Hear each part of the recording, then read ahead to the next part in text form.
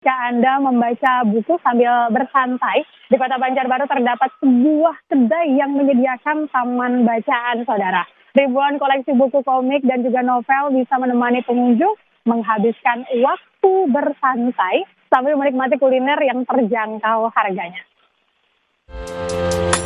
Kedai dan taman bacaan anime menjadi tempat yang cocok bagi masyarakat yang ingin membaca buku sambil menikmati jajanan murah sekaligus.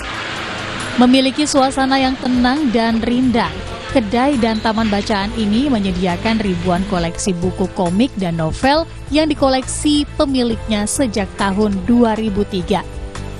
Tidak hanya memanjakan pembaca buku, kedai anime juga menyediakan berbagai menu makanan dan minuman dengan harga yang sangat terjangkau bagi pelajar dan mahasiswa yang ingin bersantai.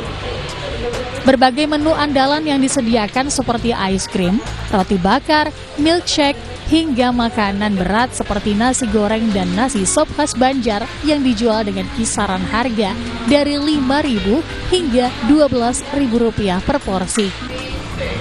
Menu nasi sop sengaja ditambahkan pemilik kedai agar memiliki banyak pilihan menu. Terlebih nasi sop merupakan makanan yang banyak dicari dan disukai masyarakat Kalimantan Selatan. Karena juga ibu bisa bikin, terus juga biar seru, biar ada pilihan lain. Kadang kan orang nggak selalu mau nasi goreng, balik sini pengen atau enggak dia ngajak temennya nggak suka buku tapi pengen makan aja, jadi akhirnya ditambah menu yang lain. Seorang pengunjung mengaku beberapa kali datang ke kedai anime untuk membaca sambil menyantap makanan.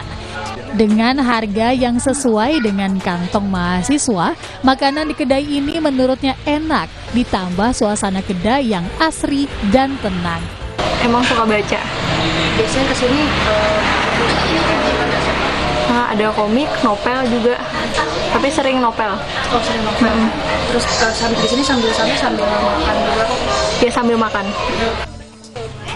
Kedai dan taman bacaan yang buka setiap hari Senin sampai Sabtu pukul 10 pagi hingga 5 sore dan sudah berdiri selama belasan tahun ini sempat sepi pengunjung karena semakin banyak orang yang beralih dari mencari hiburan melalui buku komik dan novel ke sosial media dan internet.